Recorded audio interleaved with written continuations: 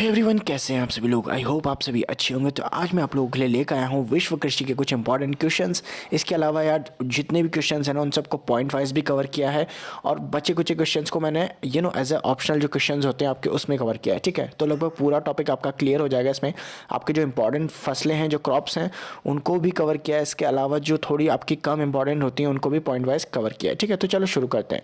तो सबसे पहला आपका वन कृषि किस प्रकार की मानवीय आर्थिक क्रिया है। ठीक है, तो इसका ऑप्शन आपको 4 दे रखे हैं, तो आपका इसका राइट आंसर होगा ऑप्शन ए, यानी कि प्राथमिक क्रिया। ठीक है, नाउ आपका सेकंड क्वेश्चन है, निम्न में से कौन सी खरीफ की फसलों में आती है। ठीक है, तो अब चलो यहाँ पर खरीफ की फसल कौन सी है तो हम चेक करते हैं। तो ए है आपकी चना, ठीक है, देन आपकी सेकंड है आपकी गेहूँ, थर्ड है आपकी मटर और फोर्थ है आपकी मक्का। ठीक है, तो आपका ऑप्शन डी राइट आंसर होगा। ठीक है, अब आपको मैं बता देता हूँ थोड़ा सा खरीफ और रबी की फसल। तो खरीफ की फसल देखो, आपकी जितनी भी खरीफ की फसल जो है आपको पता है कि थोड़ी आपकी विंटर्स टाइम में उगाई जाती है। ठीक है, तो आपको पता है कि विंटर्स में नॉर्मली आप लोग मक्का की जो होता है मक्का का आटा लाते हैं। तो मक्का के साथ में आपका मक्का हो गया, ज्वार हो गया, इसके अलावा बाजरा हो गया और रागी, तो ये चारों तो होते हैं। प्लस आपकी चावल भी जो होते हैं वो खरीफ की फसल में आ जाते हैं। देन आपका जो सोयाबीन और मूंगफली हो गया वो भी आपके खरीफ की फसल में आ जाते हैं। ठीक है, तो ये टोटल आपके खरीफ की फसल में आ जाते हैं। देन आपके अगर रवि की फसल की बात करें तो रवि की फसल में आपके गेहूं हो गया, इसके अलावा आपका जौ हो गया, चना हो गया, मटर हो गया। ठीक है, इनकी दालें जो होती हैं, और इसके अलावा जो जितनी भी दालें होती हैं वो सब इसमें आती हैं आपकी रवि की फसल में। प्लस आपकी जो अलसी होती है और सरसों होता है, तो ये भी आपकी जो होती है रवि की फसल में होती है। ठीक है, तो लगभग ये तीनों जो है आपकी चना हो गई, आपकी आपकी गेहूं और मटर, आपकी तीनों रवि की फसल है। और आपकी जो खरीफ की फसल है वो आपकी मक्का है, जिसके अलावा आपकी ज्वार है, बाजरा है, रागी है, अरहर है, सोयाबीन है और मूंगफली है। ठीक है, तो आई होप आपको क्लियर हो गया होगा। देन आपका थर्ड क्वेश्चन है, निम्न में से कौन सी नकदी फसल में आता है। तो चलो देखो, आपको मैंने बताया था कि आपकी खरीफ की फसल में कौन कौन सी है। तो आपकी गेहूँ हो गई, ठीक है, आपकी गेहूँ हो गई, एंड उसके बाद में आपकी जो बाजरा हो गई, ठीक है, बाजरा हो गई और चावल हो गई, ये आपकी खरीफ की फसल आती है। तो आपकी ये तो दोनों खरीफ हो गई। ठीक है, ये दोनों आपकी खरीफ की फसल हो गई। ये हो गई आपकी रवि की फसल। तो कौन सी बची फिर आपकी आलू बची। अब आपको पता है आलू जो ऐसी चीज़ होती है जो ज़्यादा टाइम तक आप रख नहीं सकते। ठीक है, तो आलू को तो निकालना ही पड़ता है, लगभग आपको निकालना ही पड़ता है जल्दी से जल्दी। तो ये जो होती है आपकी नकदी फसलों में आ जाता है। ठीक है, तो आलू आपका नकदी फसल में आता है। इसके अलावा और भी फसलें होती हैं। ठीक है, आगे देखेंगे।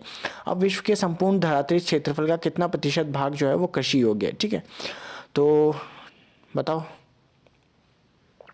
तो अगर आप लोगों ने ऑप्शन सी टिक किया यानी कि 11, तो यही आपका राइट आंसर होगा। तो जो 11% भाग है टोटल धरातलीय क्षेत्र का, वो जो है कृषि योग्य। ठीक है, उसके बाद में आपका अगला क्वेश्चन है, वॉन थ्यूनेन अपना कृषि अवस्थित सिद्धांत किस वर्ष दिया था। तो आपका राइट आंसर होगा ऑप्शन बी, यानी कि 1826 में। अब देखो थोड़ा सा वॉन थ्यूनेन के बारे में बताता हूँ। तो ये एक जर्मन विद्वान थे। अपने अनुभव के आधार पर इन्होंने 1826 में कृषि भूमि योग्य के लिए अवस्थित सिद्धांत का प्रतिपादन किया था, तो जो तुलनात्मक लाभ के सिद्धांत पर आधारित था। ठीक है, तो तुलनात्मक लाभ इसका सिद्धांत था। उनका ये सिद्धांत निश्चयवादी तथा मानकीय था। तो वॉन थ्यूनेन ने प्रेक्षण किया था कि प्रत्यक्ष रूप से दिखाई देने वाली भूमियों पर भिन्न प्रकार की भूमि उपयोग होती है। बाजार से निकटतम वलय में शीघ्र नष्ट होने वाली वस्तुओं का विशेषीकरण मिलता है। दैट मीन्स जो भी जल्दी नष्ट हो जाएंगी, जैसे कि आपकी आलू हो गई, सब्जियां हो गई, ये जो होती हैं जल्दी खराब हो जाती हैं, तो इनको विशेषीकरण मिलता है। जिनकी मांग अधिक होती है तथा जिनका परिवहन व्यय महंगा होता है। और इस वलय के बाहर की ओर कम नष्ट होने वाली, कम परिवहन लागत वाली और कम बाजार मूल्य वाली वस्तुओं का वलय विकसित होता है। जैसे कि आपकी गेहूँ हो गई, चावल हो गई, ये सब जो होते हैं ये आपकी कम नष्ट होती है, मतलब बहुत धीरे खराब होती है। तो ये आपका जो वॉन न्यूमैन का आपका कुछ इनका जो था सिद्धांत, तो इन्होंने ये 5 जो हो गया आपको दिख रहे हैं, ये 6। तो सबसे पहले तो आपका पॉइंट हो गया ये अंदर का। ठीक है, देन आपका ये जो वाइट कलर का ये सेकंड नंबर का हो गया। देन आपका जो ये ग्रीन कलर का ये आपका थर्ड नंबर का हो जाएगा। आपका येलो कलर का आपका फोर्थ नंबर का हो जाएगा। देन आपका रेड कलर का फिफ्थ नंबर का हो जाएगा। और ये जो आपका ग्रीन डॉट है, ये जो ग्रीन कलर है, ये आपका 6 नंबर का हो जाएगा। ठीक है, देन अब ये पूछ रहा है कि वॉन थ्यूनेन ने अपनी कृषि अवस्थिति इस सिद्धांत में केंद्र की चारों ओर कितनी पेटियां बताई थी। तो हमने गिना था केंद्र की चारों ओर कितनी पेटियां, टोटल 1 2 3 4 5 6। ठीक है, तो 6 पेटियां थी टोटल। तो इसका राइट आंसर होगा option B. Then von Thunen ने अपने कृषि अवस्थिति सिद्धांत किस पर आधारित था। तो हमें पता है, मैंने पढ़ा था कि ऑप्शन डी यानी कि तुलनात्मक लाभ पे। तो वॉन थ्यूनेन का कृषि अवस्थिति सिद्धांत जो था आपका तुलनात्मक लाभ पर था। देन आपका 8th क्वेश्चन है, देश में गेहूं की प्रति हेक्टेयर उपज सर्वाधिक है। तो अब ये पूछ रहा है कौन से देश में गेहूं की प्रति हेक्टेयर उपज सर्वाधिक है। तो आपका 4 ऑप्शन है, राइट आंसर पिक करो। तो अगर आप लोगों ने ऑप्शन डी टिक किया है यानी कि भारत, तो ये आपका राइट आंसर होगा। तो जो भारत में गेहूं की प्रति हेक्टेयर उपज सर्वाधिक है, तो चलो गेहूं के बारे में हम लोग थोड़ा सा पढ़ लेते हैं। तो ऑस्ट्रेलिया में गेहूं के फार्म से केंद्रित है न्यू साउथ वेल्स, ठीक है। न्यू साउथ वेल्स में आपके ऑस्ट्रेलिया में गेहूं के फार्म केंद्रित हैं। इसके अलावा गेहूं का सबसे बड़ा निर्यातक देश अर्जेंटीना है, यानी कि सबसे बड़ा निर्यातक वही करता है। विश्व में गेहूं के अंतर्गत सर्वाधिक क्षेत्रफल भारत में है, ठीक है। देन आपका नॉर्थ अमेरिका की गेहूं की पेटी बड़े मैदानों में पाई जाती है। इसके लिए आदर्श तापमान जो है 15 से 20 डिग्री सेल्सियस होता है। काली या काली भूरे रंग की जो कटिबंधी मिट्टी होती है, ठीक है, जिसके संस्तर में ह्यूमस और यानी कि ह्यूमिडिटी और संस्तर में चूना की प्रधानता होती है। तो ये उर्वरा मिट्टी होती है जिसमें खाद्यान्नों का उत्पादन किया जाता है। इसका विकास मुख्यतः शीतोष्ण कटिबंधीय घास क्षेत्रों में होता है। तो प्रेयरी तथा स्टेपिस तुल्य प्रदेशों में चरनोजम मिट्टी पाई जाती है। तो आपसे कभी भी पूछा जाए कि गेहूं किस टाइप की मिट्टी में उगते हैं, तो वो आपके चरनोजम मिट्टी, जो चरनोजम जो मिट्टी होती है जो कि काली या काली भूरे रंग की होती है, इस मिट्टी में उगते हैं, ठीक है। तो और ये आपसे सबसे इंपॉर्टेंट है कि प्रेयरी तथा स्टेपिस के मैदानों के आसपास कौन से फसल उगती है, तो वो आपकी गेहूं की उगती है, ठीक है। इसके अलावा नील नदी के डेल्टा में सर्दी के मौसम में कौन सी फसल उगाई जाती है, तो वो भी आपकी गेहूं की फसल है। इसके अलावा आपकी रूस तथा कनाडा जैसे देशों में बसंत ऋतु में गेहूं की खेती होती है, ठीक है। तो आपसे पूछा जाए कि रूस तथा कनाडा जैसे देशों में बसंत ऋतु में कौन सी उसकी खेती होती है, तो वो है आपकी गेहूँ। इसके अलावा 90% गेहूँ जो है वो उत्तरी गोलार्ध में उगता है, ठीक है। देन आपका 10th हो गया चावल का क्षेत्रफल। चावल का क्षेत्रफल सबसे अधिक है। तो ऑप्शन है आपके पास 4। तो अगर आप लोगों ने ऑप्शन ए पिक किया यानी कि भारत, तो आपका राइट आंसर होगा, ठीक है। तो चावल का क्षेत्रफल जो है वो आपका भारत में सबसे अधिक है। इसके अलावा सबसे बड़ा उत्पादक जो चावल का है वो चीन है आपका। इसके अलावा भारत चावल के उत्पादन में दूसरे नंबर पर तथा इंडोनेशिया तीसरे और थाईलैंड चौथे नंबर पर आता है, ठीक है। विश्व में उत्पादित चावल का 5% की अंतर्राष्ट्रीय व्यापार के लिए उपलब्ध होता है, क्योंकि आपको पता है जो विश्व में ज़्यादातर आबादी जो है वो चावल का जो है उपभोग करती है। मतलब खुद से देश खुद भी उपभोग करते हैं काफ़ी बड़ी संख्या में, क्योंकि चावल खाने वाले देश काफ़ी ज़्यादा है, ठीक है। तो इस वजह से केवल 5% चावल ही होता है वो अंतर्राष्ट्रीय व्यापार में उपलब्ध होता है, बाकी सारा जो है यूज़ हो जाता है। इसके अलावा इटली में पो नदी घाटी चावल की कृषि के लिए प्रसिद्ध है। चावल की कृषि के लिए जल भराव की आवश्यकता होती है। आपको भी पता है जहाँ चावल के खेत होते हैं वहाँ पर काफ़ी ज़्यादा कीचड़ रहता है, क्योंकि वहाँ पर जो है पानी को भर के रखा जाता है। देन आपकी चिकनी मिट्टी जो होती है, उपजाऊ चिकनी मिट्टी जो होती है वो चावल की कृषि के लिए उपयुक्त होती है। इसके अलावा टून घाटी में चावल की खेती होती है, क्योंकि वहाँ पर गर्मी की वजह से जो बर्फ़ होती है ना वो पिघल जाती है और उसकी वजह से जल भराव हमेशा रहता है, ठीक है। तो चावल के लिए आपको पता है कि पानी को भर के रखना पड़ता है, कीचड़ टाइप का करना पड़ता है चावल के लिए। देन आपका सबसे ज़्यादा मक्का किस देश में होती है, तो सबसे ज़्यादा मक्का आपको 4 ऑप्शन दिए हुए हैं। तो अगर आप लोगों ने ऑप्शन ए टिक किया यानी कि यूएसए, तो आपका राइट आंसर होगा। तो यूएसए जो है वो मक्का के उत्पादन में सर्वप्रथम आता है। इसके अलावा विश्व में मक्का की पेटी किस देश में पाई जाती है, तो अगेन यूएसए में पाई जाती है, यानी कि ऑप्शन ए, ठीक है।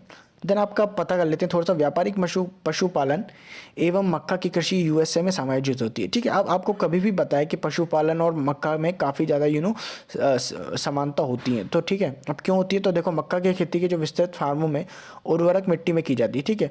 और ये जो होते हैं जानवर को खिलाने के भी काम आता है। इसके अलावा मक्का का जो जन्म है वो मध्य अमेरिका में हुआ। तो आपसे कभी भी मक्का के बारे में पूछा जाए और आपको उसका ज़्यादातर आंसर नहीं पता हो ना, तो आप उसको आँख मूंद कर अमेरिका लगा सकते हो, क्योंकि मक्का जो है वो ज़्यादातर आपकी अमेरिका से रिलेटेड है, ठीक है।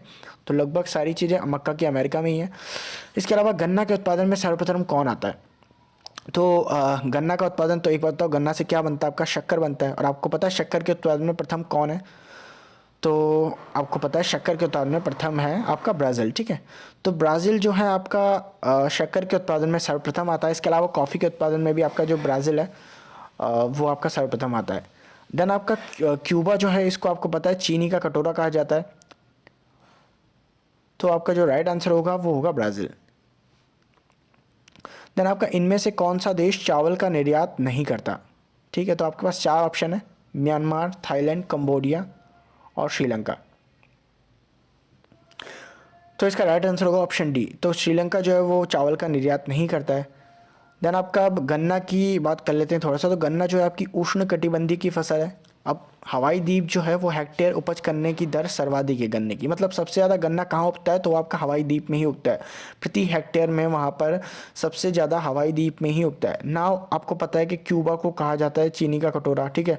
तो क्यों कहा जाता है, क्योंकि क्यूबा के जो कुल कृषि क्षेत्र है उसका 50% से अधिक भाग पर गन्ने की खेती की जाती है, तो इसी वजह से उसको चीनी का कटोरा कहा जाता है। देन आपका गन्ने का अंतर्राष्ट्रीय व्यापार नहीं होता। आपको पता है गन्ने का अंतर्राष्ट्रीय व्यापार नहीं किया जाता है। तो गन्ना और चीनी के हिसाब से सबसे इंपॉर्टेंट अगर आपसे कोई द्वीप पूछा जाए तो वो आपका हवाई द्वीप, और क्यूबा के बारे में पूछा जाए सबसे इंपॉर्टेंट देश वो क्यूबा है। और सबसे ज़्यादा उगाना कौन सा देश उगाता है, तो वो आपका ब्राज़ील है, ठीक है। देन आपका 15th क्वेश्चन है, विश्व में सोयाबीन का सबसे ज़्यादा उत्पादन करता है।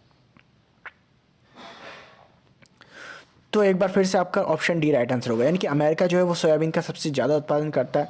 देन आपका 16 है, विश्व में किस देश में चाय का सबसे अधिक उत्पादन होता है।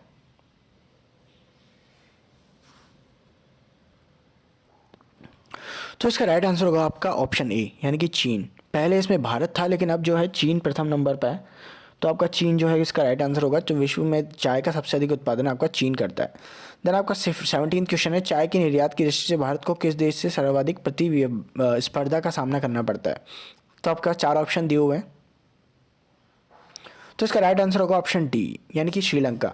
तो श्रीलंका जो है वो काफ़ी ज़्यादा इसकी स्पर्धा करता है भारत से, जो चाय की जो निर्यात की उस दृष्टिकोण से अगर आप देखें तो चाय काफ़ी ज़्यादा श्रीलंका में भी उगाई जाती है और वो काफ़ी ज़्यादा निर्यात भी करता है उसकी। तो हमारा जो काफ़ी अच्छा कॉम्पिटिटर है भारत का। देन आपका चाय के पौधे उगाने की डेपाक विधि किस देश से विकसित हुई है। तो इसका राइट आंसर होगा ऑप्शन डी, यानी कि फिलीपींस। तो फिलीपींस के अंदर चाय के पौधे उगाने की डेपांग विधि विकसित हुई है। देन आपके चाय के बारे में कुछ इंपॉर्टेंट पॉइंट्स पढ़ लेते हैं। तो चाय उत्पादन में चीन विश्व में प्रथम है, भारत दूसरे तथा कीनिया तीसरे तथा श्रीलंका चौथे स्थान पर है। भारत की दार्जिलिंग की चाय जीआई टैग प्राप्त करने वाला पहला उत्पाद था, जो शायद 2004 के आसपास इसको जीआई टैग मिला था। देन आपकी प्रसिद्ध ओलांग चाय ताइवान की प्रसिद्ध चाय है। खेती गर्म प्रदेशों में होती है, चाय की जो खेती होती है वो गर्म प्रदेशों में होती है। यारबा माटे पराग्वे की चाय सदस्य एक झाड़ी है, ठीक है। तो यारबा माटे जो है वो पराग्वे की एक चाय सदस्य झाड़ी है। देन आपकी जॉर्जिया और ताइवान की चाय उत्तम की चाय होती है, ठीक है। देन मानसूनी एशिया क्षेत्र भारत का मुख्य उत्पादन क्षेत्र है, तो ऐसा क्षेत्र जहाँ पर बारिश होती है। देन आपका एशिया क्षेत्र जो है वो भारत का मुख्य चाय उत्पादन क्षेत्र है। चाय के अंतर्गत विश्व में सर्वाधिक क्षेत्रफल चीन में आता है, जैसा कि हमने पढ़ा चीन सबसे ज़्यादा उगाता है। चाय की खेती के लिए ढालू ज़मीन, यानी कि ढालू ज़मीन जो होती है आपकी, जिसमें थोड़ा ढलवा टाइप की भूमि होती है ना, उसमें ज़रूरत होती है, क्योंकि जो भी पानी आता है इसमें तो पानी उसकी जड़ में जमा ना हो जाए। पेड़ की जड़ में अगर वो पानी जमा हो जाता है तो वो ख़राब हो जाता है, तो इसीलिए इसको जो है आपके ढालू ज़मीन की आवश्यकता होती है। देन आपकी जमैका का ब्लू माउंटेन जो है वो कहवा का विश्व में सर्वोत्तम कहवा माना जाता है, ठीक है। तो ये आपका कॉफ़ी के बारे में हो गया, तो ये आपका चाय के बारे में नहीं है, आपका कॉफ़ी के बारे में। देन आपका आप कॉफ़ी के बारे में पढ़े, तो कॉफ़ी के उत्पादन में सर्वप्रथम कौन सा देश आता है। तो इसका राइट आंसर होगा ऑप्शन ए, यानी कि ब्राज़ील। तो ब्राज़ील जो है वो आपका कॉफ़ी के उत्पादन में सर्वप्रथम देश है। इसके अलावा आपका जो है चीनी के उत्पादन में भी ब्राज़ील ही सर्वप्रथम है। देन आपका 20th क्वेश्चन है, फजेंडा क्या है। तो अगर आप लोगों ने ऑप्शन सी टिक किया, यानी कि ब्राज़ील में कहवा के बागान, तो आपका आंसर राइट होगा। तो ब्राज़ील में जो कहवा के बागान है वो फजेंडा होते हैं। अब कॉफ़ी के बारे में थोड़ा सा पढ़ लेते हैं। तो कॉफ़ी के कुल उत्पादन का 60% भाग जो है लैटिन अमेरिका से प्राप्त होता है। ब्राज़ील जो है कॉफ़ी का कहवे का सबसे बड़ा उत्पादक है। अफ्रीका में कॉफ़ी का सबसे बड़ा उत्पादक जो है वो इथियोपिया है। कॉफ़ी का सबसे बड़ा उत्पादक अफ्रीका में इथियोपिया है। देन आपका मोचा कहवा यमन देश में उगाया जाता है। मोचा कहवा जो है वो एक बेहतरीन जो कॉफ़ी का ब्रांड होता है वो है, मतलब एक सबसे बेहतरीन जो कॉफ़ी होती है वो मोचा कॉफ़ी कहलाती है। देन आपका रोबस्टा एक प्रकार की कॉफ़ी जो अफ्रीका महाद्वीप में उगाई जाती है। ना आपका कॉफ़ी के उत्पादन में टेरारोसा मिट्टी महत्वपूर्ण है। तो टेरारोसा जो मिट्टी होती है वो महत्वपूर्ण होती है कॉफ़ी उत्पादन में। देन आपका साओ पोलो जो है विश्व की कहवा मंडी, तथा आपका जो सेंटोस पॉट है वो विश्व का कॉफ़ी पॉट या कहवा पत्तन के नाम से जाना जाता है, और ये दोनों ब्राज़ील में है। देन आपका ब्राज़ील की अर्थव्यवस्था काफ़ी उत्पादन पर निर्भर करती है, तो कॉफ़ी उत्पादन पर ही ब्राज़ील की अर्थव्यवस्था जो आपकी निर्भर करती है। देन आपका कहवा जो है वो उष्ण जलवायु की एक फसल है, तथा अधिक बारिश में इसको ज़रूरत होती है, ठीक है। तो काफ़ी ज़्यादा बारिश की इसको ज़रूरत होती है, और एक आप कह सकते हैं एक तरीके से उष्ण और ह्यूमिड टाइप का जो टेम्परेचर होता है वो उसके लिए काफ़ी इंपॉर्टेंट होता है। देन आपका 21st क्वेश्चन है, विश्व में कपास का उत्पादन करने वाले 2 प्रमुख देशों के नाम बताओ। तो आपका ऑप्शन ए है चीन, ऑप्शन बी है आपका भारत, ऑप्शन सी आपका अमेरिका, ऑप्शन डी है आपका ऑप्शन ए और बी, और ऑप्शन ई आपका ऑप्शन बी और सी। तो इसका राइट आंसर क्या होगा। तो इसका राइट आंसर होगा आपका ऑप्शन डी, यानी कि भारत और चीन दोनों। तो ये दोनों आपके जो हैं विश्व में कपास उत्पादन करने वाले सर्वप्रथम देश हैं। देन आपका विश्व में लंबे रेशे वाली कपास का मुख्य उत्पादक तथा आयातक देश कौन सा है। तो इसका राइट आंसर होगा आपका ऑप्शन डी, यानी कि अमेरिका। तो अमेरिका जो है वो विश्व में लंबे रेशे वाली कपास का मुख्य उत्पादक है। अब कपास के बारे में थोड़ी बात कर लेते हैं। तो विश्व में कपास का सबसे बड़ा उत्पादक चीन तथा फिर भारत है। क्षेत्रफल की दृष्टि से भारत कपास का सबसे बड़ा उत्पादक है। देन आपकी जो एशमाउनी कपास की एक प्रजाति है, ठीक है। कपास के लिए खेती लावा निर्मित मैदानों में की जाती है, तो जो लावा बुझे मैदान होते हैं उनमें कपास की खेती की जाती है। तो कपास की खेती के लिए ज़रूरी है कि 200 दिन पाला रहित, मतलब 200 दिन तक पाला नहीं होना चाहिए। 500 से 1000 से ज़्यादा वर्षा नहीं होनी चाहिए, क्योंकि ज़्यादा वर्षा जो होती है वो कपास की खेती को ख़राब कर देती है। और आपके 20 डिग्री सेल्सियस से तापमान अधिक नहीं होना चाहिए, ठीक है। और अधिक वर्षा जो होती है इसके लिए हानिकारक होती है। देन आपका भारत के जो कपास होते हैं वो छोटे रेशे के होते हैं, और मिस्र के लंबे रेशे के कपास की मांग जो होती है वो सर्वाधिक है। देन आपका जूट के बारे में पढ़ लेते हैं। तो जूट का अग्रणी उत्पादक कौन सा देश है? तो इसका राइट आंसर होगा आपका ऑप्शन ए, यानी कि भारत। तो भारत जो है वो जूट का सबसे अग्रणी उत्पादक है। देन आपका बांग्लादेश है। और सबसे ज़्यादा अगर आपसे पूछे कि जो जूट का जो उत्पादन कहाँ किया जाता है, तो वो जो भारत और बांग्लादेश बॉर्डर पर जो गंगा ब्रह्मपुत्र जो डेल्टाई क्षेत्र है उसमें सबसे ज़्यादा जूट का उत्पादन होता है। देन आपका 24वां क्वेश्चन है, जूट उत्पादन की दृष्टि से भारत में कौन सा राज्य महत्वपूर्ण है? तो मैंने आपको बताया था कि जो गंगा ब्रह्मपुत्र जो आपका डेल्टाई मैदान है वही सबसे ज़्यादा इंपॉर्टेंट होता है, और वो कहाँ पर है आपका? पश्चिम बंगाल में। तो यही आपका राइट आंसर होगा। देन आपका जूट के बारे में थोड़ा सा पढ़ लेते हैं। तो जूट की कृषि मुख्यतः भारत बांग्लादेश में गंगा ब्रह्मपुत्र डेल्टा पर की जाती है, जो मैदान होते हैं। बांग्लादेश का जूट का उत्पादन में विश्व में दूसरा तथा चीन का तीसरा स्थान है। प्रति हेक्टेयर जूट उत्पादन में बांग्लादेश प्रथम स्थान पर आता है।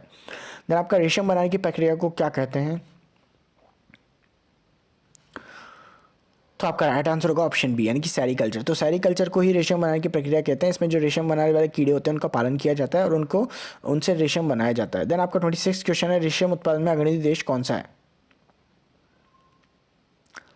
तो आपका राइट आंसर होगा ऑप्शन ए, यानी कि चीन। तो चीन आपका अग्रणी देश है रेशम उत्पादन में। इसके अलावा आप बात करें दूसरे नंबर पर, तो भारत आता है। देन आपकी बात करते हैं 3/4 से अधिक रेशम एशिया महाद्वीप में होता है। चीन रेशम उत्पादन में प्रथम तथा भारत द्वितीय नंबर पर आता है। उज्बेकिस्तान आपका तीसरे तथा ब्राज़ील चौथे नंबर पर आता है।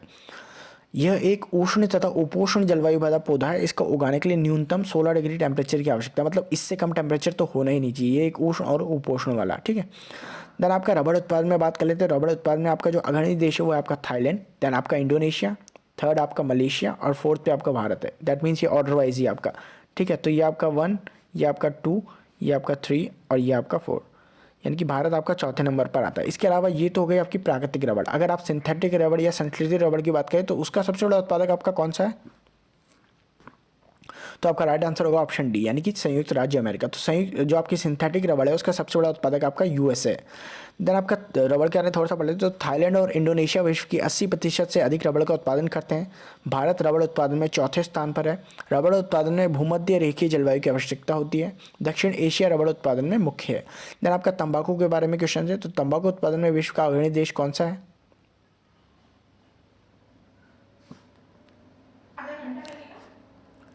तो आपका राइट आंसर होगा ऑप्शन ए, यानी कि चाइना। तो चीन जो है आपका तंबाकू उत्पादन में विश्व का अग्रणी देश है। देन उच्च कोटि की जो मादकता अरोमा से परिपूर्ण ओरिएंटल किस्म की तंबाकू कहाँ पर पाई जाती है? तो अगर आप लोगों ने ऑप्शन डी टिक किया है, यानी कि तुर्की, तो आपका आंसर राइट होगा। तो देन आपका विश्व में अफीम का सबसे अधिक उत्पादन कहाँ पर होता है? तो आपका राइट आंसर होगा ऑप्शन डी, यानी कि अफगानिस्तान। तो अफगानिस्तान में सबसे ज़्यादा अफीम का यूज़ होता है। देन आपका 32 क्वेश्चन है, इजमीर की घाटी किस लिए प्रसिद्ध है? तो ये आपका राइट आंसर होगा ऑप्शन सी, यानी कि अफीम।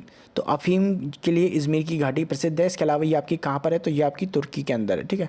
तो तुर्की काफ़ी ज़्यादा इंपॉर्टेंट है, तंबाकू हो गया या अफीम हो गया उसको लेके, ठीक है। देन आपका 33 क्वेश्चन है, विश्व में सर्वाधिक आलू किस देश में पैदा होते हैं?